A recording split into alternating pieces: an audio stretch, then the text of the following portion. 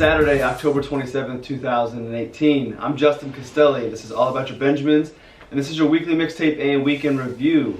As I told you last week, we're going to be back in the office going forward. It's still dark outside, it's cold and rainy. Cold weather is here, so we'll be here every Saturday morning recording these mixtapes and these weekend review videos for you. This week, honestly, not a lot of headlines to cover. Not to say there's not a lot of news going on, but as far as your planning and your investments, really a couple things to talk about.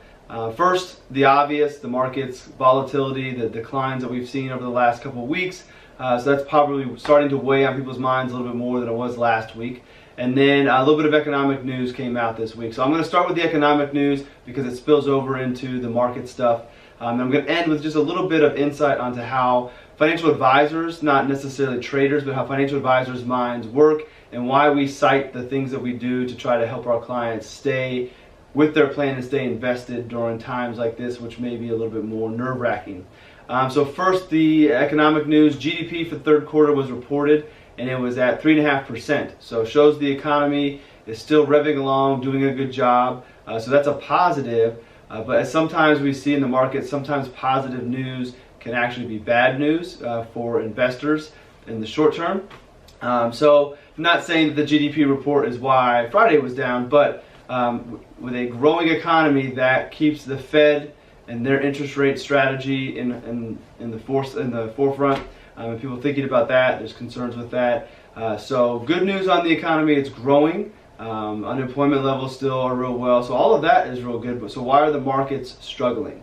Well, first, this could just be your normal market behavior. We've been spoiled the last 10 years. There's a lot of debate on when this bull market started, and but coming out of the Great Recession, the Great Financial Crisis, the markets have been pretty much just up. Little volatility here and there, but it's been good. We've been spoiled. So this normal market action of being down 5% and having corrections is actually normal. They happen multiple times throughout the year. As far as 5% declines, a correction of 10%, which is where some of the U.S. markets have got to, or are right there. Those happen, once a year, if not once every 18 months. So they're normal. This is normal behavior that we just haven't seen for a while, and we kind of forget about it. So what are some of the reasons as to why the market may be behaving this? Well, first up, I'm not going to pretend that I know for sure, and honestly, nobody really knows.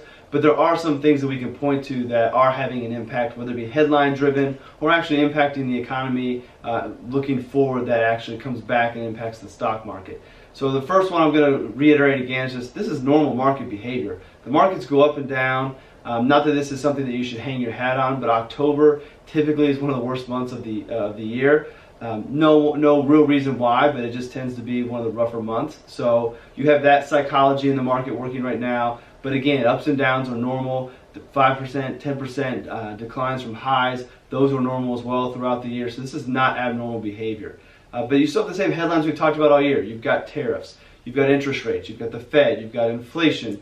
And then adding to the Fed conversation, you have the president talking publicly about the Fed and not being happy with them when they're supposed to be independent bodies. That doesn't help the cause.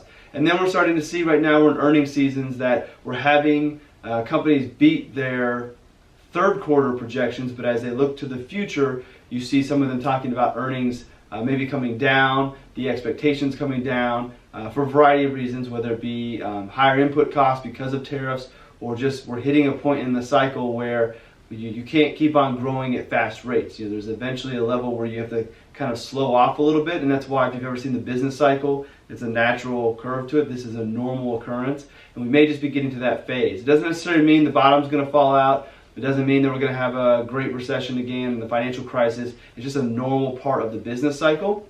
So those are reasons why.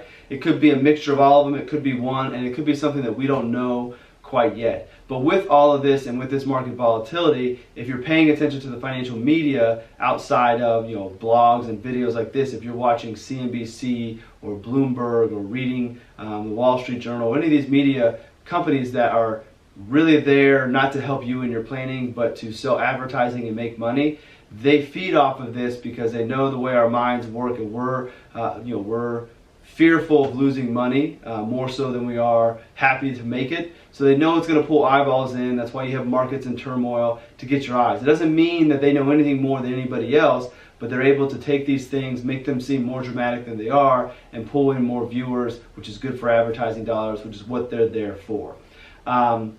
So to combat that, people like myself, advisors, we end up falling back on the same studies. We show you the periodic table of returns and showing you why you should be diversified. And the reason we do that is our job as a financial advisor, not as a trader, not as an investor, is to keep our clients in the game. Keep them sitting with the plan that we've put together to help them reach their goals. And part of that is sitting in portfolios through ups and downs and not deviating from the plan. Because selling and missing out is one of the worst things that you can do. It's a hard thing to do, and when you're doing it for emotional reasons, you're usually doing it at the worst time, and then it's hard to get back in because you're not trusting the market. There are plenty of people who sold in 2008, understandably, not without good reason, and missed recovery and never caught back up. Whereas if you were able to sit in your portfolio, stay disciplined, you actually recovered. I won't say rather quickly, but it didn't take that long to recover if you stayed disciplined. So as an advisor, my biggest thing is I need to keep my clients staying with their portfolio, staying disciplined, and it's a belief that I fully believe in. Otherwise, I would change my job. I wouldn't be doing this anymore if I was telling somebody to do something I didn't believe in. And the reason I have such conviction in this is looking back at history, being an investor, an advisor that relies on evidence and looking at the data. This is normal action. Markets go down, they recover. If you hold a diversified portfolio, yes, you're going to ride that down some. You shouldn't fully go down because you're not fully invested in one area of the market, all in stocks, and then you should recover. The markets have always done that. There's no reason for me to believe that they're not. So I'm going to keep that as a part of my investment philosophy and keep that true to the investment policies that I put in for my clients. So I'm going to fall back on that chart. I'm going to show the chart that has the growth of the market over the years and all of the scary events that have happened. And when you look at them from further back, it's just a blip on the radar. So yes, you might get tired of your financial advisor telling you, stay the course, there are only losses on paper, and any other kind of stereotypical thing that we might say. And yes, it may get old, but the whole reason we're doing that is because we have your best interest in mind. We charge a percentage of assets under management, a lot of us, or we charge flat fees, whatever it might be. So moving investments to more conservative doesn't do anything to our bottom line. We still get paid the same. So we're keeping you in the game because we think that's what's best for you and for your plan. And we have a portfolio lined up with your financial plan. They always go together to help you reach your goals. And this just right now is part of what normally happens in the markets. So I don't know when this is going to stop. Is this a short-lived correction, kind of like we had in February, and we back to the races in November and December? Is it something longer term? Part of me thinks I don't want a recession to come. We know one will eventually come, but it would be nice to go through a normal slowing of the economy, kind of correction in the market, and recession. Just for everybody to remember that not every recession is 2008, that we can go through slower periods of the economy. The bottom's not going to fall out. It may not always be fun. There may be some casualties along the way as far as people losing jobs and industries having to change, but that's the normal cycle.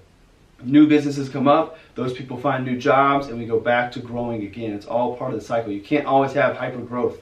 You got to flatline out, allow things to catch up before you can move forward. It's kind of a 2 steps forward, 1 step back. So if this is our 1 step back, let's get ready to move 2 steps forward, or if we have a little bit more to go, that's okay as well. So that is a lot of information, not from the news headlines, just a couple headlines of GDP being at 3.5%, and a couple of indices are at or near correction levels, which is just 10% decline from the recent highs. So stick with your plan, stick with your advisor, call them if you have questions. So far I've only had 1 call, which is pretty good given that I work with over 110 households. So my clients are sticking to the plan. Hopefully they're tuning out this noise and not paying as much attention as I do. Hopefully you aren't as well. So that is everything for this weekend review. Be sure to check the mixtapes below. There are some of those great articles that have some good data and evidence in there to remind you of normal market action, what to expect in certain times, and hopefully keep you in the game and not reacting to some headlines that you might see from the media. So thanks for watching. Check the mixtape, and we will see you in next week's episode. Have a good weekend.